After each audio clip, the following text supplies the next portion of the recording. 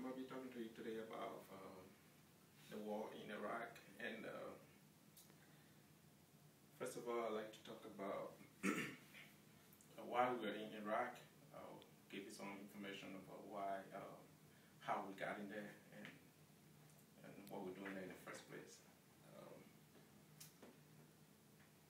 On January 16, 2001, George W. Bush gave a speech to inform the nation that we were going to war with Iraq.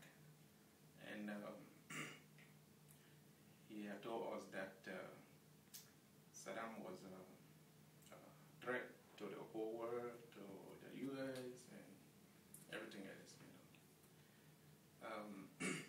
He told us that Saddam had weapons of mass destruction, chemical and biological, nuclear arsenal, and all kinds of stuff he was in there. And he convinced us that it was necessary to go into Iraq and take Saddam out. And on January 16, he gave a speech to convince all of us that it was that was the right thing to do. I believe in, he was convincing to me when I listened to the speech. But when we got there, found out that there was no weapons, there was no nuclear weapons, no weapons of mass destruction, and in the first place, we shouldn't have been there. I felt like Iraq was like a distraction for Al-Qaeda and the Taliban to get away. Saddam was a distraction. And now the Taliban, when they regroup in Pakistan and all these other countries, we can't really get to them no more because they are already regrouped and they have gotten stronger. Next thing I'm going to talk about is Kuwait.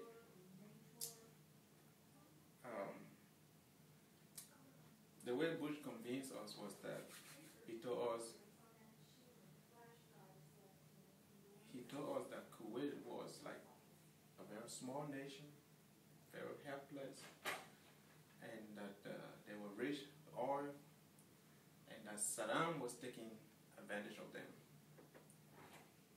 To me that was very convincing, and that was kind of like also emotional in that part for a small country. And somebody just walk over them and killing their people, and he said that was necessary for us to go in there and stop Saddam from, killing these innocent people and taking advantage of them, and taking all their resources, their oil, and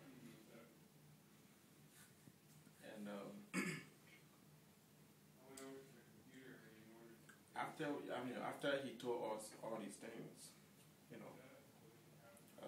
we went to Iraq and found out there was no, weapon.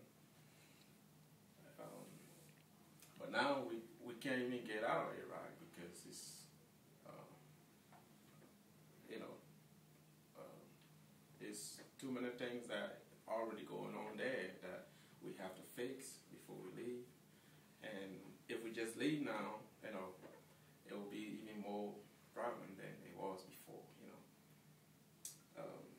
So I found out that, we shouldn't be in there. We shouldn't have even gone there, we should have gone after Taliban instead of, Saddam. But anyway, I hope you get the understanding of why we were in Iraq and why we're in Iraq and the reason we're in there. And let me give you some website that you can go to if you you need to read on some of these speeches, like the one from Bush, you can read it at www. The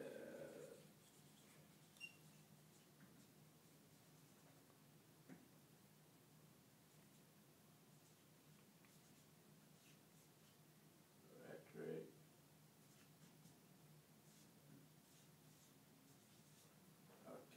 You can read our speech at www.americanrhetoric.com. That's not spelled right, I'm sorry. You can also read it at history.com/speeches. There's another site called it's